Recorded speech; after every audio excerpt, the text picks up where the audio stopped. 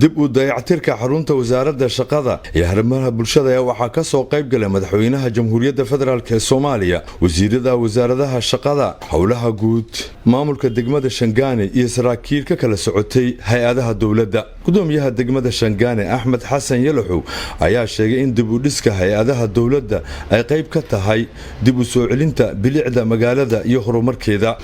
degmada Shangaani waxaa ku yaala boqolkiiba 40 ku dhawaad waxaa iska leh dawladda dhexe iska leh guryaha ku yaalo hadii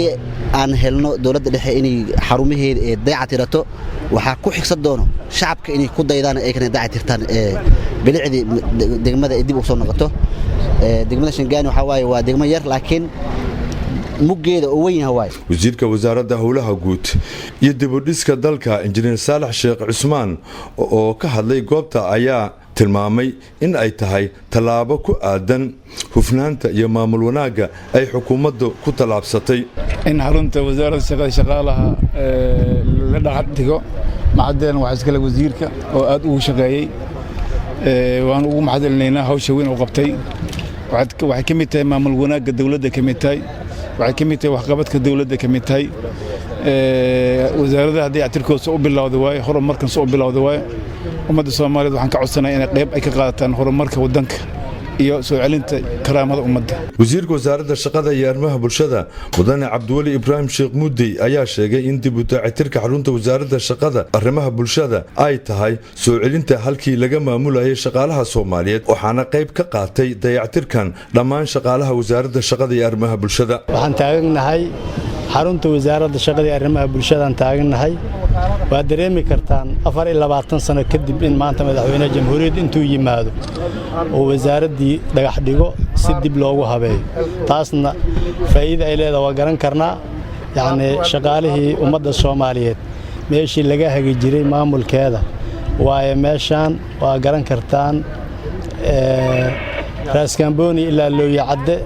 shaqaalaha ummadda Soomaaliyeed public iyo private meesha laga maamulay waa meesha maanta aan taaganahay marka waxaan aad ugu mahadcelinayaa intii ka qayb qaadatay hawshan isku dubiridkeeda. ugu dambeyntii madaxweynaha dawladda federaalka Soomaaliya mudane Xasan Sheekh Maxamuud oo dhagax dhigay dhismaha dib u dayactirka xarunta wasaaradda shaqada iyo arrimaha bulshada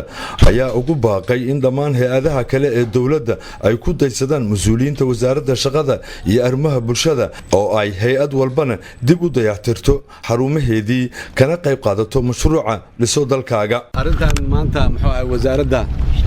shaqada iyo arrimaha bulshada lagu dayactirayo dib loogu soo celinayo bilcsamada magaalada ka mid tahay horumarka maxaan ku raadayay dawladdu ay gaartay ka mid tahay wasiirka ku hambalyeynayna iyo wasiirka howlaha guud iyo dhammaan dadaalka loo galay in dib loo dhiso muxuu ahay hay'adihii dawladda iyo dhismayaashoodii